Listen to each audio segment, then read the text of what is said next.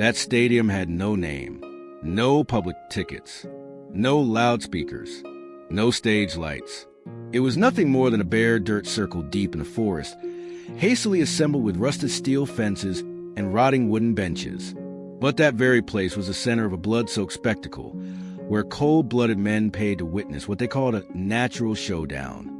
It wasn't a game. It wasn't a sport. It was a battlefield organized for the twisted pleasure of humans. They captured strong, intelligent dogs, especially German shepherds, and threw them into the arena to face off against wild wolves that had been starved for days, driven mad with blood and despair. There was no escape, no mercy, only the crazed barking, the growling, and the heartbreaking howls of the night. Into that hell, a special dog was brought in. His name was Max, thick brown and black fur, upright ears, eyes sharp but quiet. Max was unlike the other forest dogs. He wasn't afraid. He didn't scream. He walked into the arena like a seasoned soldier, cautious, calm, and full of pride. No one knew that before being brought here, Max was a rescue dog. He had charged into avalanche zones in Colorado, pulled people from wildfires in Nevada. He understood life and had seen death up close. But what made Max different wasn't his heroic past. It was something simple. A 10-year-old girl named Emma, the one who saved Max when he thought he couldn't go on. A girl with shoulder-length brown hair, a gentle voice, and eyes clear as glass. People say dogs don't know love. But if you had seen the way Max looked at Emma when she walked into a room, you'd understand. Some feelings need no words to be proven. The day Max was taken, Emma had no idea what happened. She only remembered that morning. When she left for school, Max was still lying by the door, wagging his tail slowly like he did every day. But when she returned, the water bowl was still full, the red collar still on the hook, and Max had vanished without a trace. Emma searched the neighborhood calling his name, posted flyers on utility poles, and wrote lost dog posts online. But no one had seen anything. Max had disappeared as if he never existed. No one knew that deep in a forest hundreds of miles away, inside that deadly ring, Max was still alive. His eyes still held Emma's image. And he was fighting not just to survive, but to return at all costs. But what even Max couldn't foresee was that this journey back would turn him into a living witness to a horrifying crime, and the one who would lead the way to justice. This was the beginning of an unbelievable story, a battle between intelligence and wild instinct, between one lone dog and a furious pack of wolves, between courage and human cruelty. And right in the heart of that darkness, the light of friendship, of loyalty, sparked a flame that changed everything. Max wasn't the first dog Emma had ever met, but he was the only one who made her open her heart.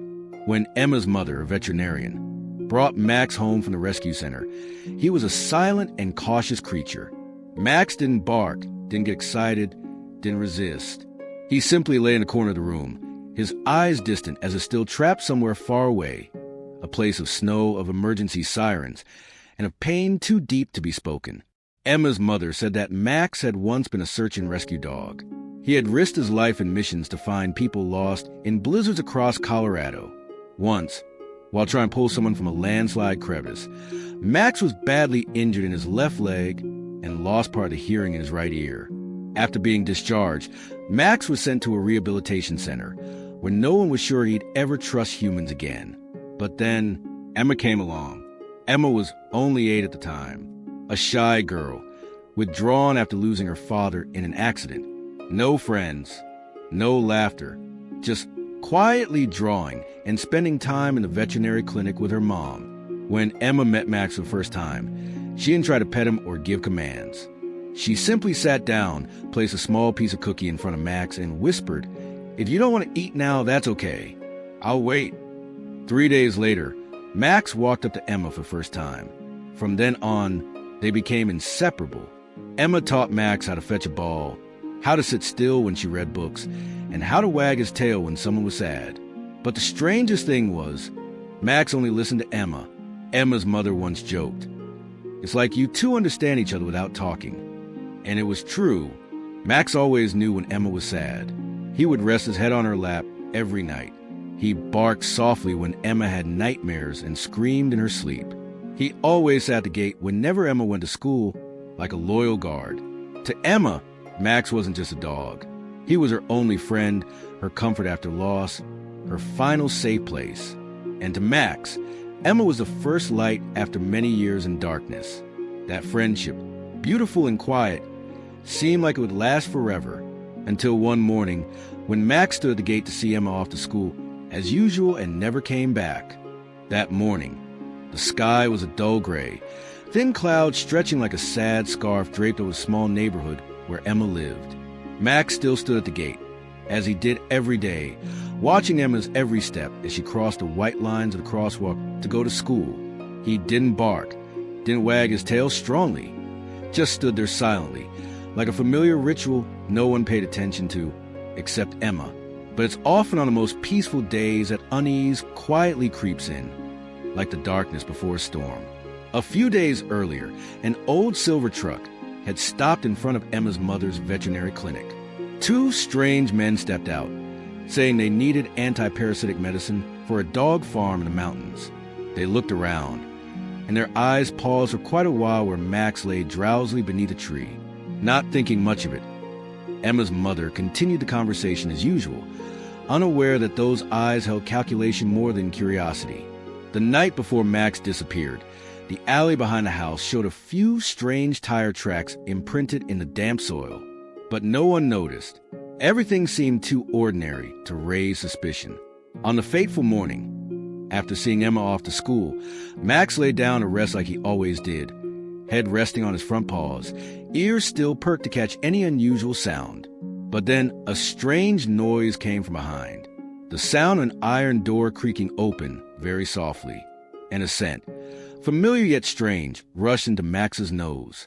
The smell of meat mixed with the scent of tranquilizers. Max sprang up, but was too late.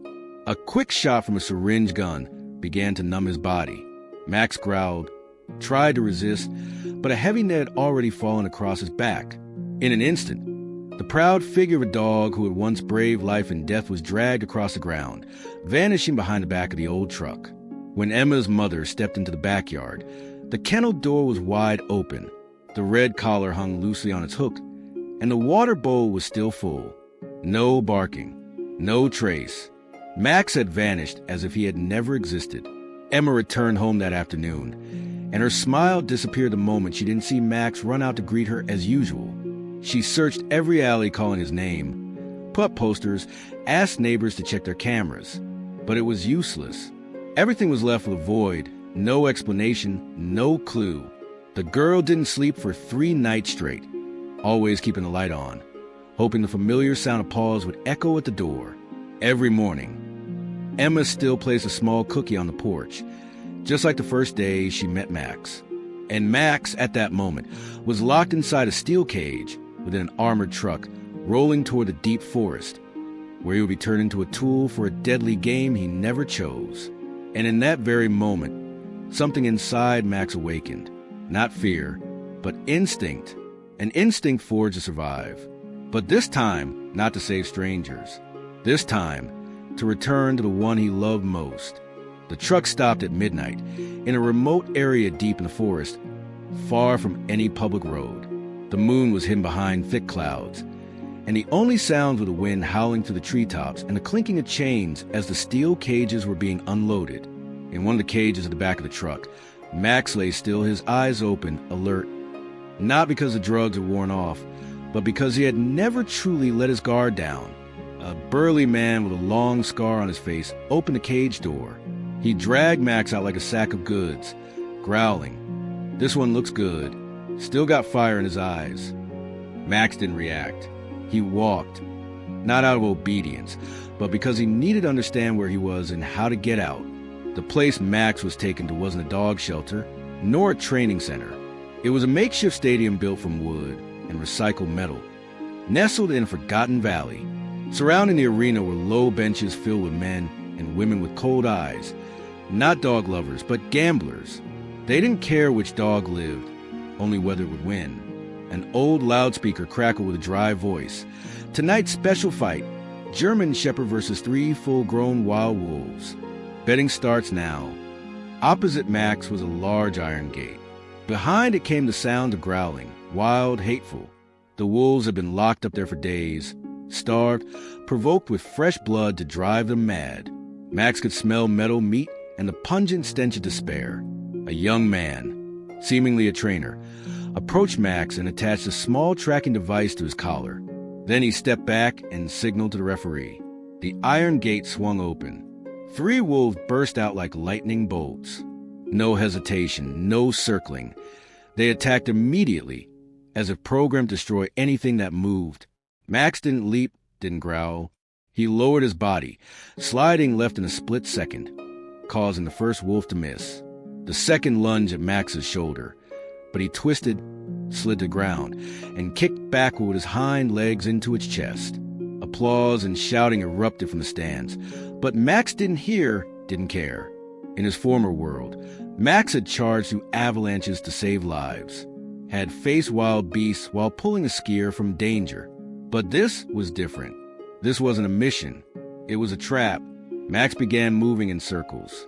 He didn't run wildly, but steered with strategy, creating space, forcing the 3 wolves to separate. Every step was deliberate.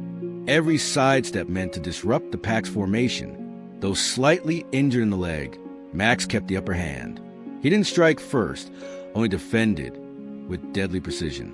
One wolf, tricked by a feint, slammed straight into a metal pole.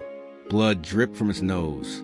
The second, thrown off balance, bit its own packmate in confusion. The third stopped, growling, but its eyes now showed hesitation. Max stopped too, facing it, eyes unblinking. For a moment, the arena fell silent. The same people who had cheered for bloodshed suddenly froze. They weren't seeing a dog about to die. They were witnessing a warrior, a creature using intelligence, courage, and iron will to defy evil. None of the wolves died, but all collapsed, exhausted.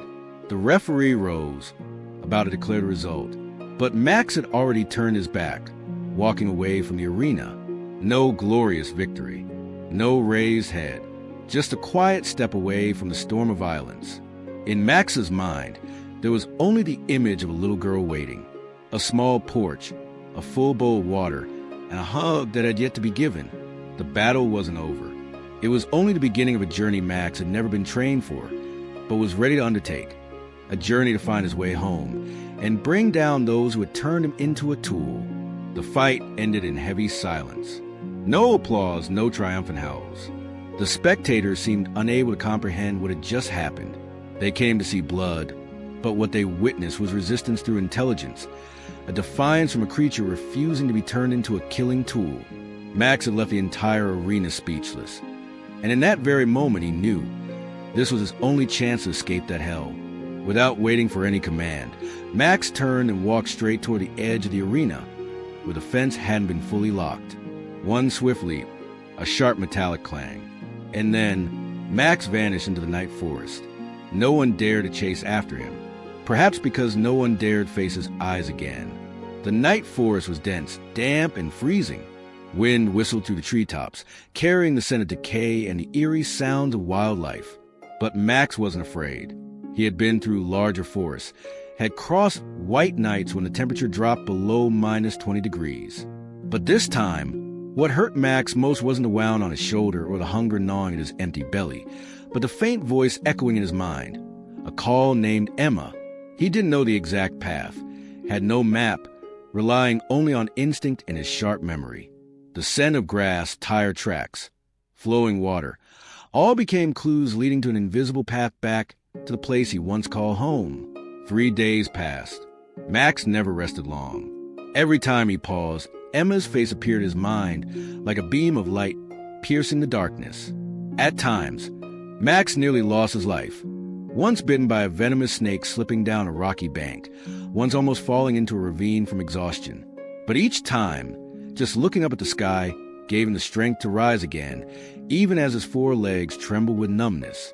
By the 4th day, when Max wandered into a national reserve, where there was a ranger station and a patrolling police outpost, he finally stopped, panting inside a large rock, eyes half closed, but ears still slightly perked, listening for every sound. A group of officers was resting by a small campfire. They didn't notice Max at first, until he struggled to crawl closer, gently licked the boot of a young officer, and collapsed. The officer bent down, finding Max's shoulder wound infected, his fur stained with dry blood, and a loose GPS device hanging from his collar. "Wait, is this a tracking chip? There's an ID number," he murmured. Upon checking, they discovered Max's ID matched an old rescue dog profile, and more importantly, the GPS had recorded an unusual travel path over the past 3 days. This raised suspicion among superiors. A decorated rescue dog emerging from a restricted forest, severely injured, carrying strange data? Something wasn't right. But what completely changed everyone's mind was Max's next action. After being given 4 fluids and temporarily stabilized, Max suddenly stood up, dragged himself outside, then turned around. His eyes looked straight into the young officers, then lifted his head toward the western forest. After that, he stepped in that direction, then turned back and sat down, as if saying, "Follow me. There's something there you need to see." That strange behavior, his uncanny intelligence, combined with the GPS data, made it impossible for the police team to ignore. They decided to follow Max, armed and equipped with recording gear. None of them suspected that this journey would uncover a horrifying secret, a criminal network that had operated for years without detection. And the one leading them was a dog who had just escaped hell, not for himself, but for something far greater, justice. That morning, the sky seemed lower than usual. Thick gray clouds rustled over the treetops, and the forest wind blew bitterly cold, carrying the damp scent of decaying leaves and a sense of unease that no one on the police team could explain. They didn't speak much, just tightened their boots, checked their radios, and looked toward the German shepherd leading the way, each of its steps a quiet marker on the path to the heart of the crime. Max walked ahead, never looking back, but never letting the group lose its way. At every fork in the path, he would pause, sniff the air, and move forward. The officers followed in silence. They had never conducted a raid, following the lead of a dog, but Max's eyes were enough to make them believe. Near noon, the group stopped by a small mountain ravine. Max halted, let out a low growl, then slowly crawled low to the ground. The commanding officer signaled everyone to go quiet, turn off the radios, and pull back into the edges of the forest. Across the rocky gap, in a basin-like clearing, lay the entire underground facility, disguised as a temporary camp. On the outside were only wooden huts and scattered trucks. But from afar, they could clearly see dozens of steel cages lined up side by side. Inside were dogs of many breeds: German shepherds, pit bulls, huskies, even small dogs like beagles. They didn't bark. They didn't move. They lay flat on the ground, eyes empty, as if their souls had been drained. Max growled once more, then looked at the officer. His eyes seemed to ask, "Do you see now?" As soon as the command was given, the raid team split into 3 groups. One attacked from the main gate, the second circled behind the huts, and the third, with Max leading, moved through the forest path to approach the dog cages. The raid happened in a flash. Only a few warning shots were fired, but enough to send the guards into chaos. A few tried to flee through the woods, only to be caught by officers waiting in ambush. Meanwhile, the key figures were gathering cash, documents, and hastily loading vehicles when the door of the main hut burst open and Max appeared. Not a single bark. Max leaped onto the table, scattered the papers, and let out a fierce growl that froze all 3 men inside. One grabbed a metal rod to strike. Max dodged a swing, then rammed straight into his knee, knocking him down with a cry of pain. By the time the police stormed in, Max was already blocking the doorway, eyes alert, teeth slightly bared, like a sentry refusing to let anyone escape. After the entire ring was captured, what moved everyone most wasn't the evidence seized, but the scene behind the main hut. 47 dogs locked in cramped metal cages, most of them emaciated, for falling out in patches, legs tied with plastic cords or steel chains. Some were so injured they couldn't even stand. Max moved slowly past each cage. He touched the bars with his nose, sometimes whimpering softly as if offering comfort. At first, the dogs inside still trembled, but gradually began to lift their heads, dull eyes flickering with a hint of light. The officers unlocked each cage. The doors flew open, but no dog bolted. They quietly stepped out cautiously, as if afraid it was just a fleeting dream. One limping husky slowly approached Max and gently pressed his head into his neck. Max didn't react, just closed his eyes and took a deep breath, as if his mission was complete. That day, news spread like wildfire. A German shepherd named Max leads police to bust the largest illegal dog fighting ring in the region, rescuing nearly 50 abused dogs. Images of Max standing among the rescued dogs, eyes calm, ears drooping from fatigue, circulated across social media as a vivid symbol of loyalty and justice. But to Max, it wasn't the end. He didn't care about titles, medals, or cameras, because in his heart, there was still one journey unfinished, the journey home, to a little girl waiting for him, not as a hero, but simply as a friend. All that day, the local police station buzzed with a life it had never known. Reporters poured in. Television crews set up microphones to interview every member of the raid team. Camera flashes lit up constantly around the area where the criminal hideout had been dismantled. But the center of attention wasn't the commanding officer, nor the stacks of seized cash, nor even the handcuffed criminals being led into police vans. The center of attention was a German shepherd lying on an old blanket in the corner of the break room, where soft light filtered through pale green curtains. Max lay there quietly, exhausted. The wound on his leg had been stitched. Dried blood still clung to his shoulder, and a fresh white bandage wrapped loosely around his neck. He didn't bark, didn't show joy or fear. He simply lay there, eyes closed, breathing slowly. His whole body seemed to have paused, waiting for just one thing. And then the door to the room burst open. A familiar voice called out, trembling, "Max?" Max opened his eyes. His head sprang up, ears perked, eyes wide. Emma stood there. She was only slightly taller than when Max had last seen her, her hair still fallen to her shoulders, but her eyes were filled with tears, and her small hands gripped her coat tightly, as if trying to hold on to reality. In an instant, before anyone could say a word, Max leapt toward her. Despite his aching leg, despite the bandage falling off his neck, he threw himself into Emma's arms, burying his head in her chest like a child breaking down after a nightmare. Emma held Max tightly, tears streaming endlessly. She kept whispering over and over, "You came back. You really came back." The police around them stood silent. Some lowered their heads. Others quietly wiped their eyes. Because no explanation was needed, that hug, that look, and the journey Max had endured said it all. Emma didn't let go of Max the entire evening. She sat beside him, telling stories of the days spent searching, the sleepless nights, and the cookies she still placed on the porch every morning. Max listened, eyes blinking softly, head resting on her leg. For the first time since leaving the battlefield, Max slept deeply.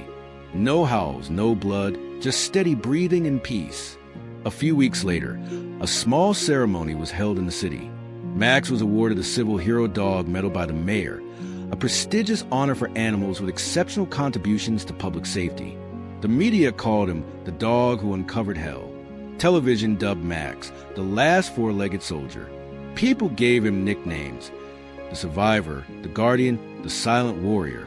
But when he stepped down from the stage, took off the medal, Max looked only toward Emma, waiting in the front row, holding a small cookie. She smiled, raised it high, and Max, as always, walked over, sat down, and gently bowed his head. For Max, that was enough. Life gradually returned to normal. Emma and Max went to school together, played in the park, lay beneath the tree every afternoon. But what no one expected was that Max continued to act like a silent guardian. Whenever Emma was out of sight, Max moved closer. Whenever a strange noise echoed in the house, Max was the first to investigate. He was no longer a dog in need of rescue, but a being who chose to live in order to protect. Once, when a new neighbor moved in, a gruff, often irritable man, Max stood in front of Emma throughout their first encounter. No growling, no barking, just a steady stare that seemed to say, "I won't let anyone hurt this girl ever again." Max's story became a symbol in the community. Many people started adopting rescue dogs. Organizations spoke out against illegal dog fights. Some even established a fund named after Max to support rehabilitation and training programs for traumatized dogs. But Max never left the little house where Emma lived. He didn't like crowds, didn't want fame. He only needed one thing, to lay by Emma's feet each night, close his eyes and know he was home. Sometimes Emma would watch Max sleep and whisper to herself, "You're a hero, but you're also just a dog, aren't you?" And unconsciously, Max would wag his tail slightly, as if agreeing, as if smiling in his dream. The world is full of chaos and cruelty. But amidst it all, there are still beings who live only to love, to be loyal, and to protect. Max didn't need to know he dismantled a criminal ring, didn't need to know he'd been honored or forgotten, because to him, the only thing that mattered was coming home. Sometimes, the greatest hero doesn't need to say a word. Just walk through the darkness, survive, and return, with eyes still warm, just like the first time you met. And if anyone ever asked Emma why she believed Max would come back, she would simply smile, place her hand on her heart, and softly say, "Because I never stopped feeling his heartbeat, even when he was furthest away." Perhaps the most touching part of the story is not that Max defeated a pack of wolves with intelligence, or that he led the police to break up a notorious criminal ring deep in the forest. It lies in the way he came back. No map, no guide, only memory, instinct, and a silent promise to a little girl named Emma. Max went through hell to return. He didn't need to know the world called him a hero. To him, the only thing that mattered was keeping his promise. No matter what happens, I'll come back to you. We live in a noisy world where true values are often forgotten. But there are friendships, even without words, strong enough to lead the way, to weather storms, to cross all borders of pain, of being lost, and even of death. Max was not just a dog. He was proof of unconditional loyalty, of courage that needs no reward, and of love that never betrays. Because some battles don't need blood to be won. Some heroes don't need honor to be great. And some journeys, guided only by the heart, are enough to write a miracle